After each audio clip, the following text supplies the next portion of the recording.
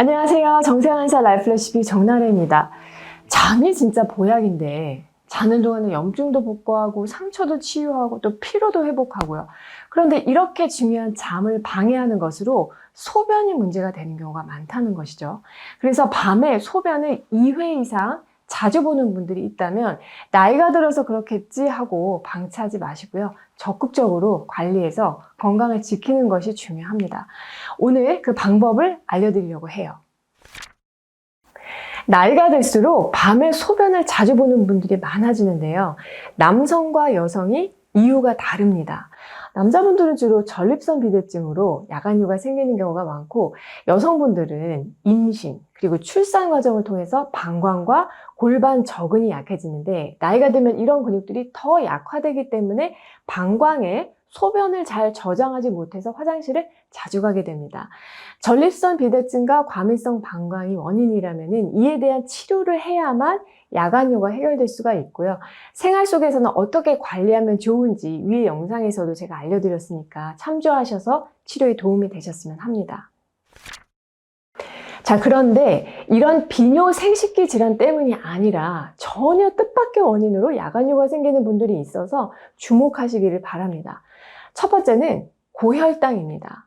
혈당이 높아졌을 때 우리 몸이 대처할 수 있는 가장 쉬운 방법은 소변을 통해서 배출하는 거예요. 그래서 당뇨가 있고 밤에 소변을 자주 본다면 전립선이나 다른 기타 원인을 생각해 보기 전에 내가 요즘에 혈당 조절을 잘 하고 있는지 반드시 체크해 보셔야 합니다. 당뇨 환자, 아니면 아직 당뇨는 아니지만 내당능 장애가 있거나 인슐린을 분비하는 췌장 기능이 약한 분들은 혈당이 안정되어야만 야간유를 줄일 수가 있어요. 이런 경우 가장 나쁜 것이 밤에 뭘 자꾸 먹는 것인데요. 과일도 밤에는 피하셔야 합니다.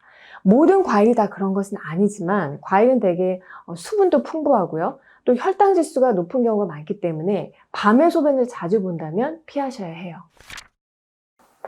밤에 화장실을 자주 가는 두 번째 원인이 또 있는데요. 자, 여러분 중에서 남성이고 50대 이상이시고 복부 비만도 좀 있으면서 고혈압까지 있다면 수면 무호흡증이 원인일 수가 있습니다. 보통 코를 심하게 골다가 어느 순간 숨을 이렇게 쉬지 않는 수면 무호흡증이 나타나게 되는데, 이렇게 되면은 우리 몸의 산소 공급이 일시적으로 줄어들겠죠. 그러면 심장이 굉장히 놀라요. 그래서 박동수를 막 늘리게 되고요. 심방에서는 AMP라고 하는 이뇨 호르몬도 분비되기 때문에 밤에 소변을 보게 됩니다. 실제로 수면 무호흡증 환자들이 공통적으로 가지고 있는 증상 중에 하나가 야간유이고요.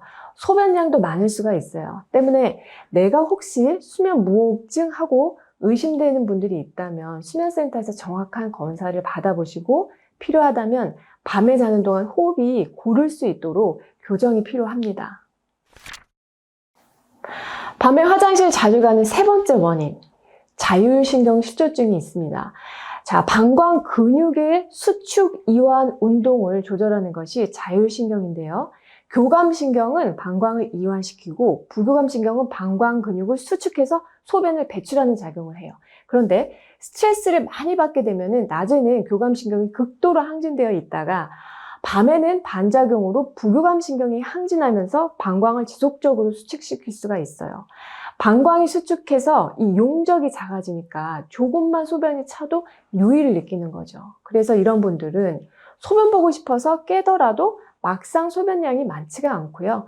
평소에 조금만 걱정이 돼도 굉장히 예민하게 받아들이고 긴장, 불안, 초조함도 많이 느껴요. 그리고 이미 자율신경이 균형이 깨진 상태이기 때문에 잠도 깊이 못 자겠죠.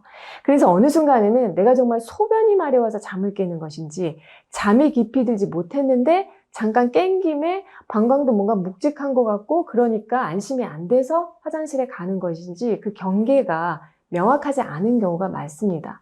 이럴 때는 자율신경 검사를 해볼 수가 있고요. 자율신경 수조증이 맞다면 적절한 치료와 함께 무엇보다도 잠을 푹 잘 수 있도록 그 수면 환경을 만드는 노력이 필요합니다. 잠을 푹 자면은 방광에 소변이 조금 차더라도 못 느끼고 잘 수가 있어요.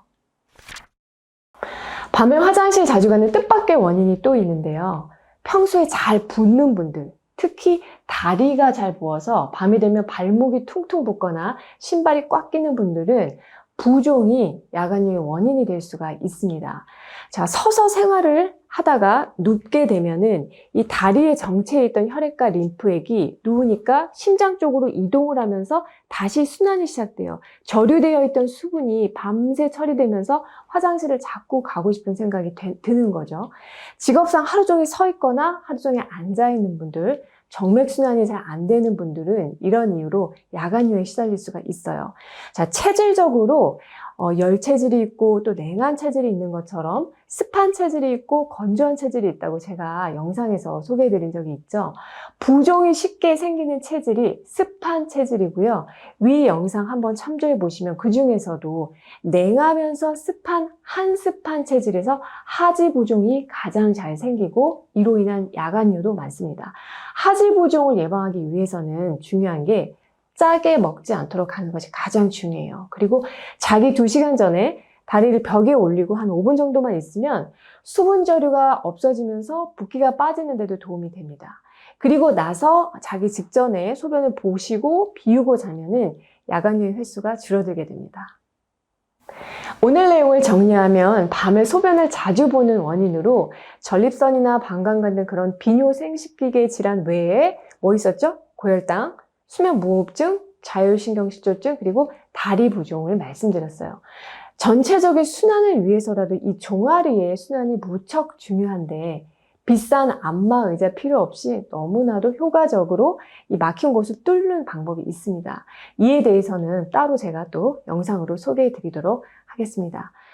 여러분, 오늘 내용이 도움이 되셨나요? 밤에 소변 때문에 깨는 일 없이 모두 꿀잠 주무셨으면 좋겠고요. 올해도 정례라와 함께 건강 잘 챙기셨으면 합니다. 저는 다음에 또 좋은 내용으로 찾아뵐게요.